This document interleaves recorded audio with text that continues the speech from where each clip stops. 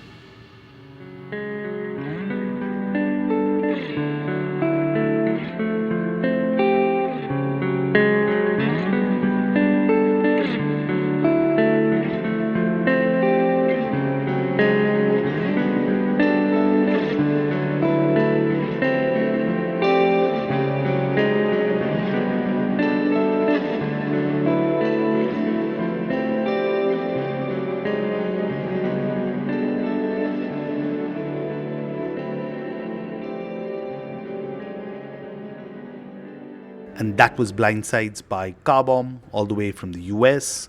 Do check them out if you're a fan of Meshuggah or similar crazy technical acts. You'll definitely love the rest of the EP. Link as always in the show notes. So now let's get into my chat with Garry Brents. Here it is.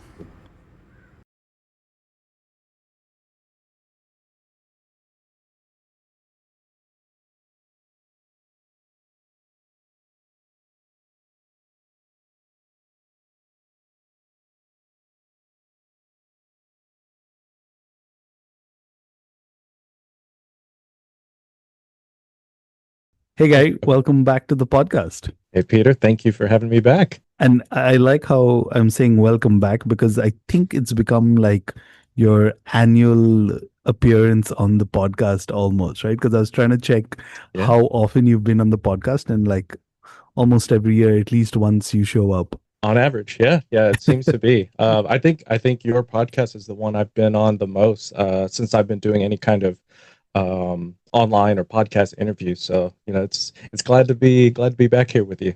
And it's such a contrast to the last time you were there, right? Because we were just before we Yeah, hit record, remembering the last time you were on, we were actually doing a new metal special episode, yep, and yeah, we had the guys from Timepiece along with you, and we were kind of getting nostalgic talking about new metal.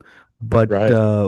one of the things actually I really wanted to get you back on the podcast is you've got Swallow Moth back from, I don't know, hiatus, what do you want to call it? And you've got a album, Mossbane Lantern, coming out very soon. So Yeah, where do we start? yeah. And yeah, I would consider it a hiatus. I think at the time, I I guess for me personally, I kind of considered it like done. Um, but over I guess it was like maybe like 2.5 years that it's now been a hiatus, something like that. Over time, I was like, you know what? I think I'm going to bring this back, and I kept talking about it. And some people have kept asking me over that duration of time. They're like, "Hey, you going to bring this back?" I was like, I don't know yet. Maybe in the future when the time is right, when I feel appropriately inspired and motivated to actually bring it back. And I did last year with an EP called Vial, and that came out in the fall. And then as soon as that kind of was in motion, I immediately started writing for this upcoming album, Mossbane Lantern. So pretty much from say last October 2024 through about late February of this year, that whole span of time, I just spent almost every day writing for this album and tweaking it and refining it, maybe taking a few small breaks here and there, and then coming back to it and like, okay, I think I'm going to change this, and then maybe cut a song, which I actually did end up cutting like a couple songs that I'm going to rework for something later. Um, but yeah, it was just like a totally different mindset, bringing this project back, and especially working on this album, which is a concept album, which pretty much every album in this project is. This Mossbane Lantern album is an extension of the Vial EP that came out last October. Okay, but before we get into the concept and Hmm. let's even like take a step back with Vile, uh, I Sure. have to throw this in, right? Because when I was reading up about you, like I always do before our chats, uh, Yeah. I want to understand, right? Like, I mean, if you have to kind of reflect on it, what really made you get Swallow Moth back, right? Because there was that time, and I was actually checking this between 2020 and 2022, I think, that you were really prolific. And I think I'm going to borrow this term from Heavy Blog is Heavy. They called it Mm, the yeah. Garry Brents universe. So, what kind of helped you kind of get it back altogether, right? Because if you kind of Yeah. look at it in a certain way, there is a link between all of the projects. There are some Easter eggs somewhere or the other, right? So, what kind of, I mean, like, considering, and the reason I'm also saying this is considering you spent like a couple of years doing a lot of new metal projects and black Hmm. metal. So why death metal again? Great question. Yeah, and I think it all kind of stemmed from like what you read about the my universe. So it's sort of like I guess like the death metal corner had been kind of hiding in the background for all these I guess past few years now, and it was sort of like an itch that I needed to scratch. And I think some could recognize that itch in some of the Memoridge songs where there's a little bit of death metal influence going on, but it's never really fully, death metal. It was that was still a new metal project, but there was, some more extreme metal influences in there, death metal for sure. And I think internally for me, I was like, man, I think I really just want to make death metal again. And so it was sort of a natural progression to kind of bring that back. And I think that's kind of the biggest. I don't know if motivator is the right word. Probably, yeah. I guess that was like the biggest motivator or feeling for me. And then other than that, it was also kind of tying back to the whole universe thing. I wanted to expand upon the concepts of uh, of my project here with Swallow Moth, with all the various creatures and like worlds I've created, before the hiatus, um, and kind of give a new light to the project with the Vial EP and then this upcoming full length. So it's kind of a mix of both sonically, the urge to really come back to writing and recording death metal, and then conceptually, visually, aesthetically, bringing back the lore and the concepts to kind of new levels. Wow, there's a lot to kind of unpack, right? But Yeah. let's start it with this. Uh, Hmm. what came first? Because, one thing you kind of preempted my question on the concept, right? Because I realized one thing I really enjoy about any of the projects that you put out is that there's a concept to it, there's a story to it. Hmm. So, since you said like right now, Mossbane Lantern is linked to Vile, uh, Hmm. did the concept come first? Did the music come first? How did you go about that? So for Vile itself, it was kind of interesting. The music came first, like a me sort of what's the word? Like spontaneously just kind of recording a section or recording a part. I didn't really know what I was going to do with it. I knew it was not going to be Memorage. It wasn't going to be for anything else. But I was like, this doesn't really fit anything um, at the time, and I was like, okay, I think I'm bringing this old project back because this is definitely fully death metal. It was I think it ended up being track 3 on the Vial EP. That was technically, or was it track 3? I'm pretty sure it was track 3. Where that was technically the first song that I wrote for for the comeback. And yeah, it was just like basically just noodling around, recording some riffs, and then kind of fully fleshing it out into a full song, instrumentally at first. And then, of course, I kind of ruminated on it and was like, okay, now this needs lyrics. So then I came up with the concept after that, so I could, write the lyrics and record vocals. Okay, and what about Mossbane Lantern? Considering you already had like Right. the concept and you kind of built on that, was that something that you initially thought about before adding the music, or was it vice versa Yes. again? So yeah, the former, where because I have already had a foundation of the Vial EP, I wrote basically everything for Mossbane Lantern conceptually first, in terms of like the outline of what each song was going to be like. Obviously, the lyrics I had to kind of I wrote some of the lyrics first, sort of, but more like they were more like thoughts of like maybe these will be lyrics, but I'm not sure yet. I have to wait until I make the instruments, the music. But yeah, conceptually it came first. So it was funny. It was because I had the Vial EP, completely done, released. I immediately started coming up with, okay, what's coming next, and that was the Mossbane Lantern album concept. Okay, so I think before we kind of unpack uh, the concept around Mossbane Lantern, right? And I mean, I think like if anyone's been to your Bandcamp page, you kind of get a glimpse of it. Uh, Mhm. but let's play a song from the EP. I mean, sorry, from the album itself. Yeah. Which one would you say kind of defines, or for someone who's not heard Swallow Moth and now is discovering them in 2025, what song do you think would be one that they should be introduced to? Oh, that's a great question. And I think because this particular album is maybe the most differentiating between the songs. There's a lot of style changes, but let's say I would have to say the song Aethercave. Okay. And why that song? I would say it's kind of what I would call like the all of this album, where it's going through a lot of different styles that other songs on this album go through, almost combined, and it sort of finishes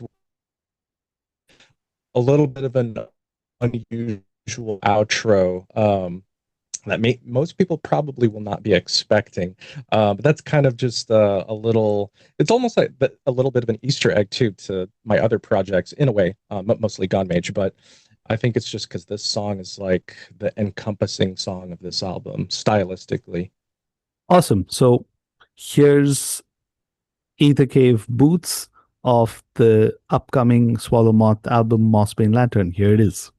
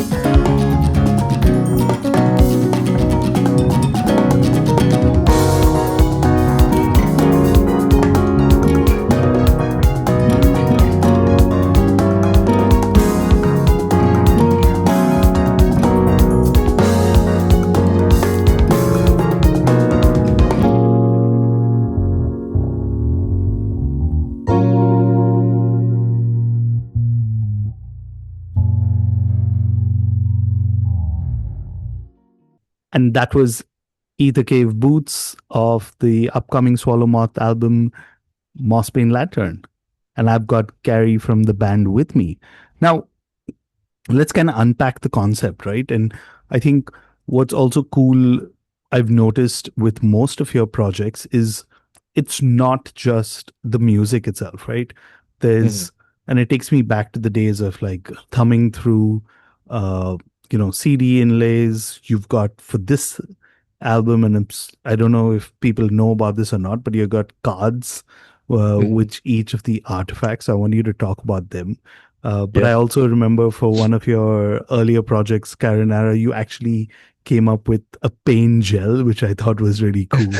Uh, Yeah. Memorage, I think you've done some, you did, if I'm not mistaken, an action figure, right? If my memory serves me well. No, I wanted to. I Ah, did. okay. I ended up doing a card for the second Memorage album. But I did want to do a figure.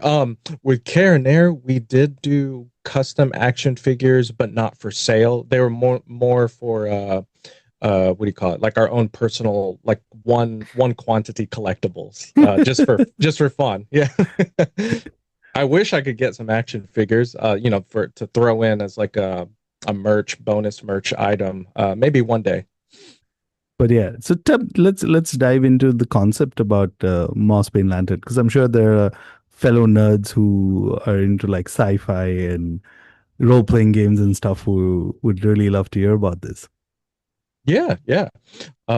So basically, I'll kind of start off with the object or the artifact itself, the Mossbane Lantern. I had to come up with that first, and then all the other songs or artifacts. So it's essentially this like really kind of mysterious yet very powerful object that it's sort of hidden, well, mostly hidden and guarded on like a snowy kind of icy planet. And its main power or perhaps capability is that it allows humans or really any kind of being to go through it, use it to teleport. Teleportation is really that's the main thing to this object. However, humans really are only supposed to use it to temporarily teleport, like perhaps short distances on the same planet. Um, Other beings can use it to go to completely different dimensions, and sometimes there are like unintended effects that may happen where they go through the lantern, they end up in a place, another world, another dimension, perhaps another time even, and they become something else. They become a completely different being, or they're perhaps a hybrid. So it's a very powerful artifact, yet kind of unpredictable. Now, I guess like why is it unpredictable? I haven't really written the lore on why that is yet. Probably a future album. But I guess the main draw to this artifact, like why are people or beings or aliens, creatures coming, drawn to it, is because the possibility. So it's power of unpredictability, but also potential. Like people and beings want to go through it to see what's on the other side. Where can they go? Where will it take them? What will they become on the other side? So it's kind of like perhaps the moral of it is taking a chance on potential. Now I'll go back on with the humans only being able to like temporarily teleport, which probably isn't that useful, but it can be if they can teleport on the same planet. Depending on how large that planet is, you can go pretty far. However, throughout this album, these different artifacts can interact differently to the Mossbane Lantern, and kind of each song has some little connection or callback to the Mossbane Lantern in this respect. Um, like each song kind of revolves around a certain artifact and someone carrying it or finding it or holding it as they're approaching the lantern. And that, what do you call it, symbiosis or interaction between these different artifacts and the Mossbane Lantern produce even more unpredictable or unintended effects as they get closer and closer to the lantern. Um, I guess that's kind of the nutshell of the album journey itself. Wow. And actually, it's interesting that you say this, right? Because I feel the entire process is also something that it's not only kind of ends with this album, but then you're also looking forward to it. And that's the whole reason you kind of follow the discography. So Yeah, yeah, yeah. it is interesting in that perspective. Uh, but sonically, right? And I wanted to kind of talk about it because I feel like Oh yeah. when I was initially introduced to Swallow Moth, right? The term, and I don't know if you agree with it or not, but the term that was thrown around at that time was like technical death metal, right? Right. And it was Right. quite technical when I first heard, I think it was Stasis Cocoon. Yes. Uh, Yeah. there was some parts, but again, to my ears, and forgive me for saying this, this album really, to me, sounds a bit primal of sorts, right? And Yeah. I don't think it's just like, I don't know, I can't put my finger on it. It's not just like the instrumentation, but it's also the vocals, the overall Mhm. mix itself. Uh, I don't know, am I right? And was that an intention or a conscious choice that you made? Yes. So I would say, yeah, pretty much 100% there. Where I kind of wanted this to sound more primal, more brutal, more the heavier parts have more impact. And there, there's still some technicality there, of course, from um, from the first track to not the last track, but the second to last track. But there's definitely a more primal vibe on it that I wanted because it's like these artifacts are on this unknown world, which may or not be a little bit primitive.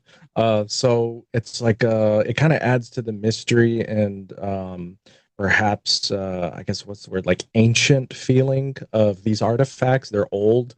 Um, their age is unknown. Like even I haven't even wanted to come up with how old they are because I want that to kind of remain a mystery.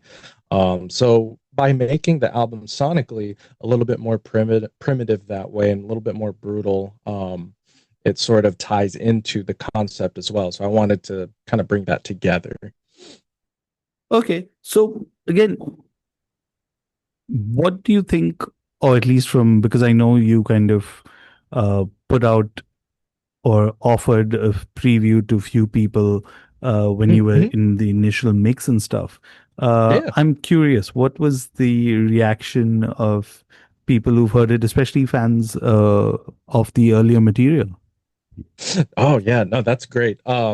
Yeah, so it was a mix in terms of the people that I was able to send it to and get opinions from. Some of them were familiar, and then some of them were not. So this was like, for some people, it was their first exposure to the project, which was interesting for me. So the people who were already familiar with the previous work, it was definitely, I would say, a surprise to them. They thought it felt like almost a completely new project, which I would say is the intent after being coming back from a hiatus. I wanted to give this project something fresh and different, while it still contains some of the thread of the early material, but not completely. So yeah, most people were just like surprised to hear like how different and yeah, like how primal it sounded compared to before. And then the people who are new to it, they kind of saw it as like, wow, this is pretty fresh and different from other death metal I've been hearing, and that was good for me to hear too. Kind of let me know, like, okay, I just keep going with this and keep refining and expanding upon it down the road. One thing I've noticed also when I followed you over the last few years, right, in all these chats that we do, is I've Mhm. always admired of how DIY you've been, right? Like, Yeah. uh, for example, on this release, your actually putting out the vinyl yourself, which is Mhm. no easy task, right? Yeah. You've done so much. I don't know. When I look at the merch and the variety of merch, it just blows my mind. Uh, why decide to go then, first of all, with the CD release this time, and why White Hanger? Oh yeah. So I Void Hanger was the first label kind of on my list. That I had a small list. I'll kind of rewind a bit back. So when I did the Vial EP, kind of after it came out, like I said, I was already thinking about Mossbane Lantern conceptually, and I was like, okay, I'm thinking in advance here. I would love for this album to be on a bigger label within the death metal or extreme metal sphere, who might have a bigger audience to get this project, more ears in the underground. And I Void Hanger was on a short list. I had probably like 4 or 5 labels that I wanted to contact. And it was funny. I think initially I ended up contacting like 2 on my list, and I Void Hanger was just like one of the first ones, and they were the first one to get. Actually, they were the only one to get back to me, and so it kind of just fell down, or not fell down, but kind of was steamrolling on that trajectory because Luciano of I Void Hanger was super interested. Like first, I sent him the Vial EP, and he was like, "Wow, this is really good." He's like, I would release it, but you've already released it, so how about let's do the next album, Mossbane Lantern. I already had like the name, everything, and I said, okay, give me some time. I'll finish the album and I'll give you what I have. And so when it came to that time, I think it was around uh, early March of this year, everything was done with the album. And I was like, okay, Luciano, I have Mossbane Lantern ready. I have the artwork, all the additional artwork, everything's done. So he said, okay, let's do a CD.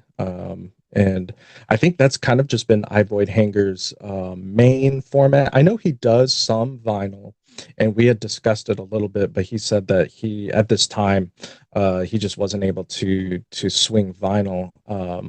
Just probably maybe due to volume of the releases he was doing, and I think because this project is more unknown, which I understand after having a hiatus. When a band does that and they come back, there's not as much of a what do you call it, a conversation or audience for that project yet, which is also why I wanted to do the EP first to kind of build some steam.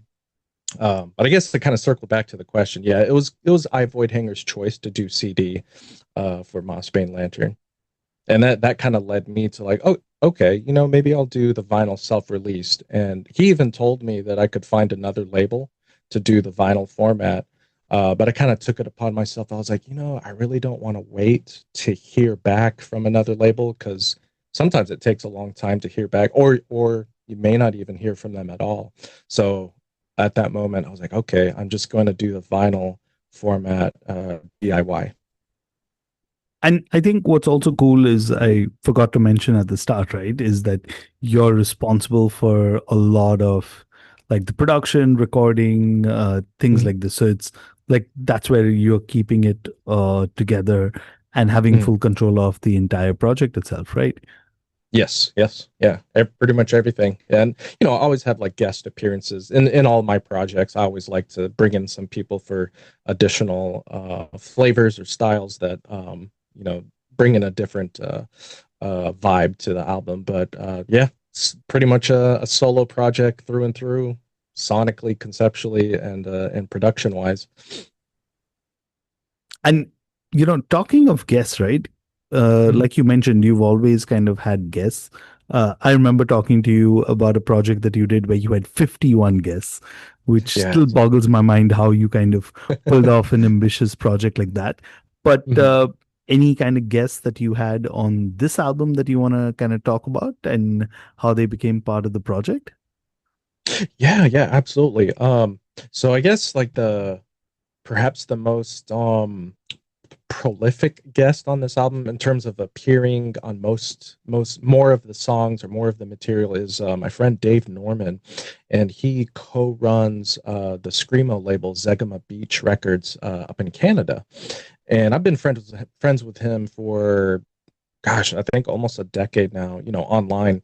And he's put out a Carinair records and tapes before, Gone, the first Gone Mage tape, um, a couple other things we've done together. And for this one, now I know he's not necessarily a death metal guy.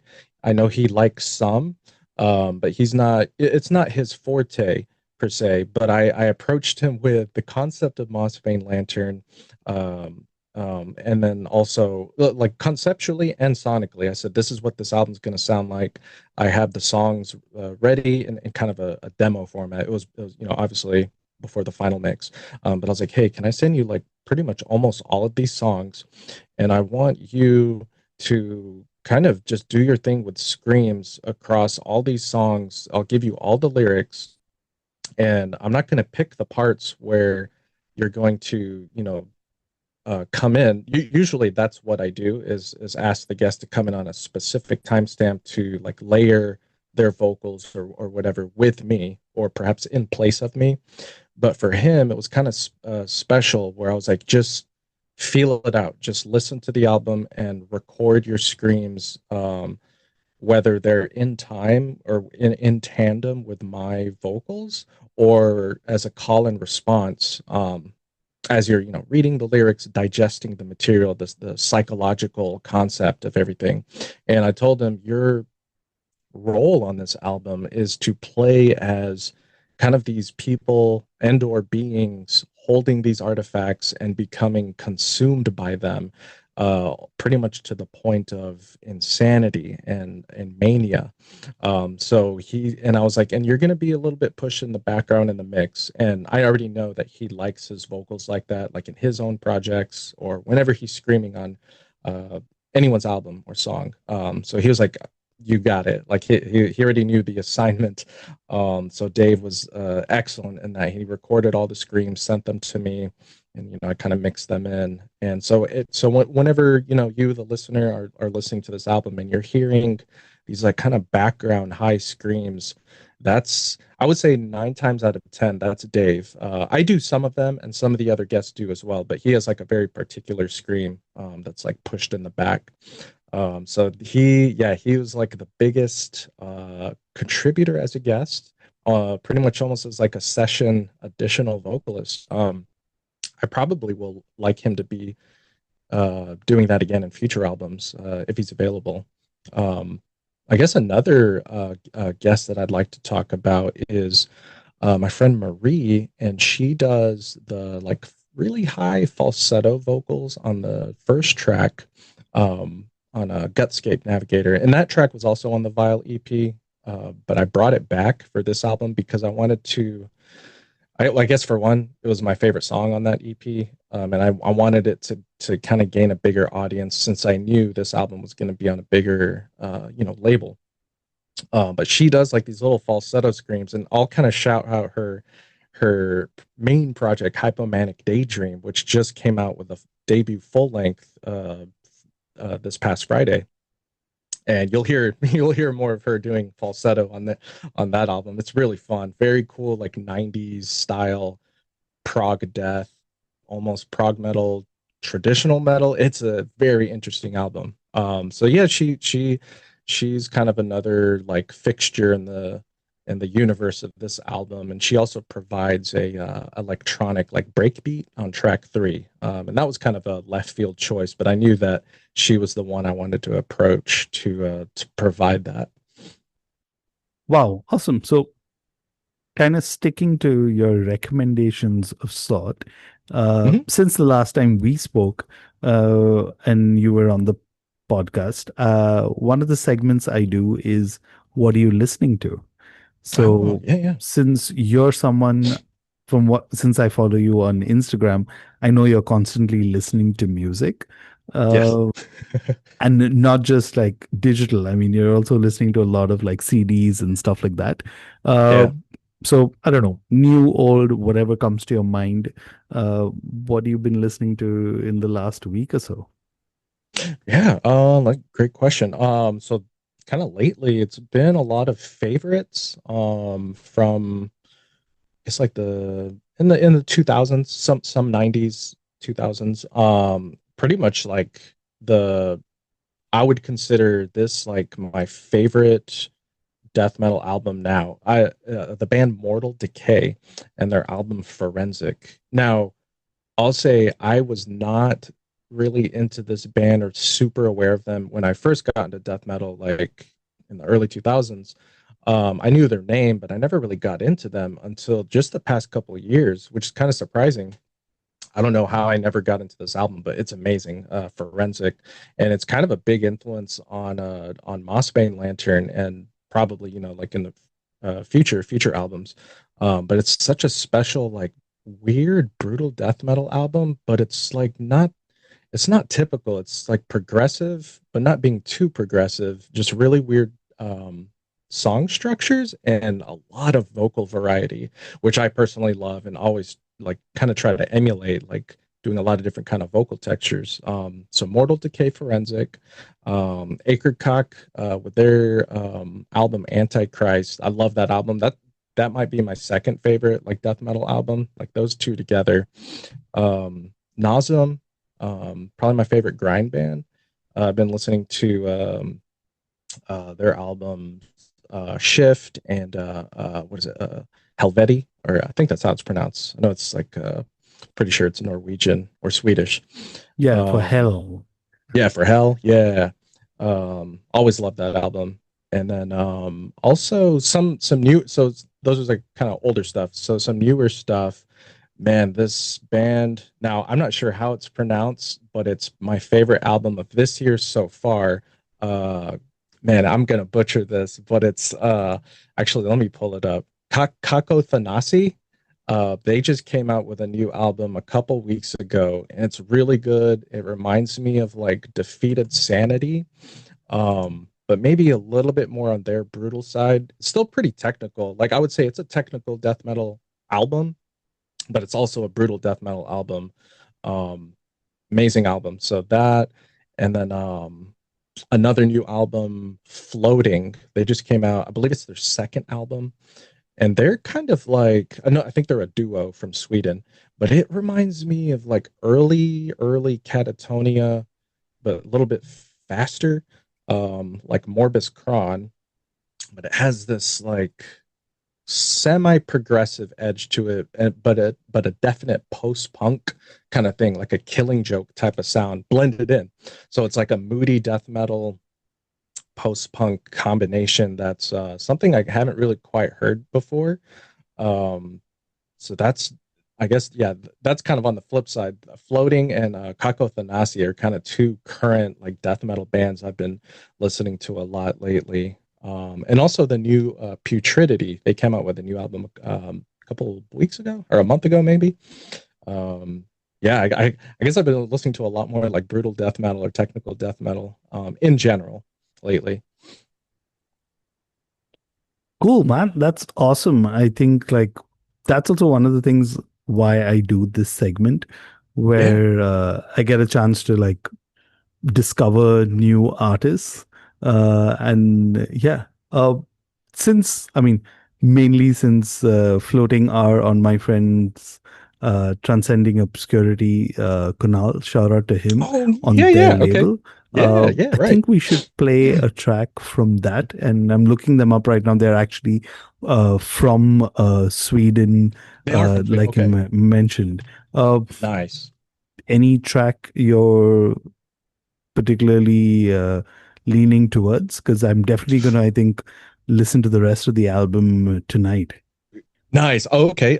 Man, that's a good question. Okay, so from what I remember, actually I might need to look at it too. Because I haven't remembered like the names. Okay, actually, was it track three? Yeah, track three, Cough Choir.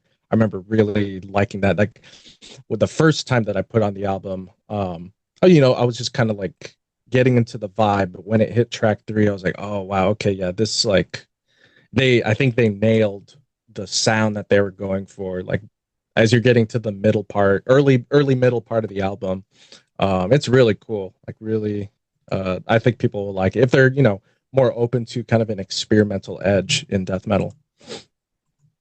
Awesome. So if you haven't heard Floating already, all the way from Sweden, here's Cough Choir.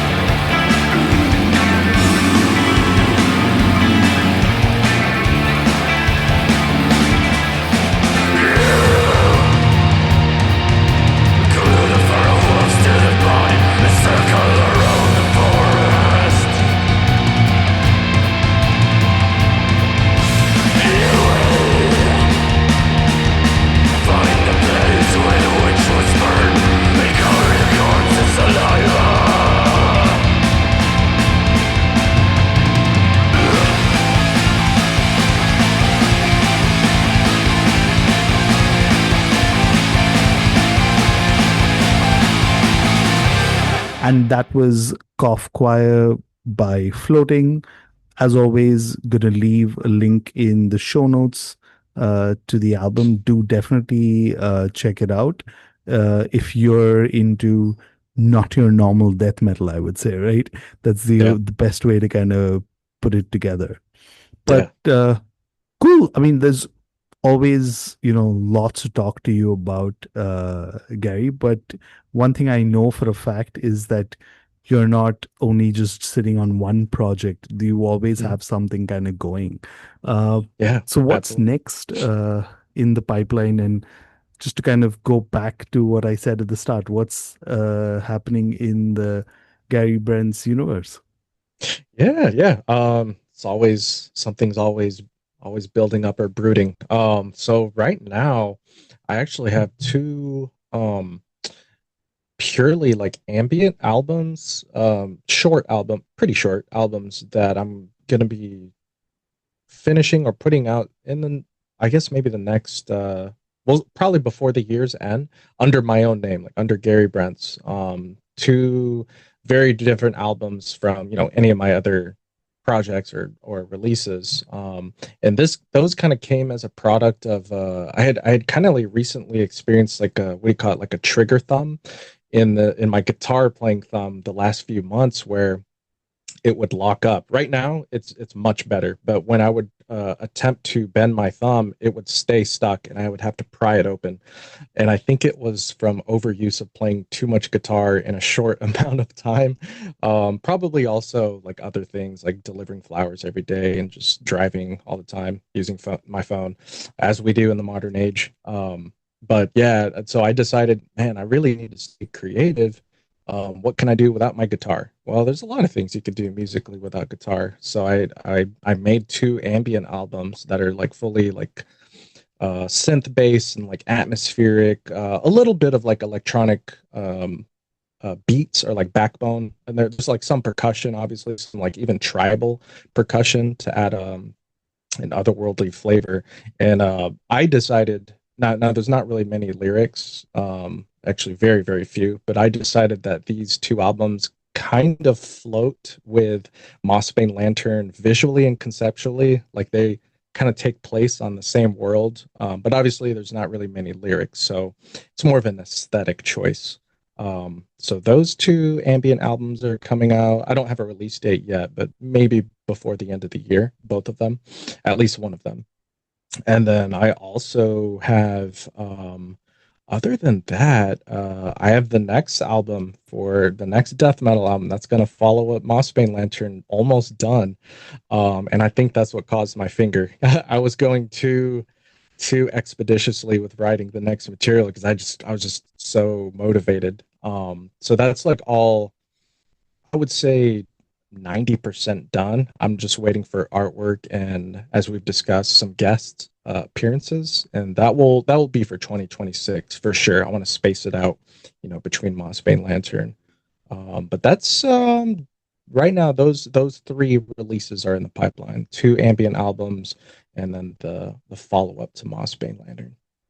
Awesome. Always something happening in your Yeah, universe. Totally looking forward to it. And yeah, yeah, hopefully speaking to you sooner than later. absolutely. Oh, I totally forgot to. I don't know why it slipped my mind, but the next God Mage album is also coming in October. I think because I'm in this brain mode of Mossbane Lantern right now. But yeah, the next God Mage is coming in October as well. So four albums. Sorry. Wow. Wow. Yeah, Now, definitely lots more to look forward to. for But sure. thanks so much for speaking to me, Guy. Really appreciate it, Likewise. taking time out. And yeah, any final words for everyone who's still listening in? Yeah, thank you guys for listening. Thank you for the support. Old fans and new fans alike. There's a lot of my material to check out if you haven't checked any of it out. There's probably something for everyone. And with that said, thank you for the support, and for those writers and musicians, creators out there, keep creating. Awesome. Thanks so much. Really appreciate it again. Absolutely. And that was Gary Brents. Always enjoy having him on the podcast and kind of getting into his mind and just kind of understanding about his various projects. If you enjoy Swallow Moth, do check out, like I said at the start of the episode, the Gary Brents universe. If you're into death metal, new metal, technical metal, this project you'll definitely find. As always, link in the show notes. And that's all for this episode. Before I sign off, Do follow me on social media to know when the next episode's out. If you want to get in touch, hit me up, trendcrusher@gmail.com.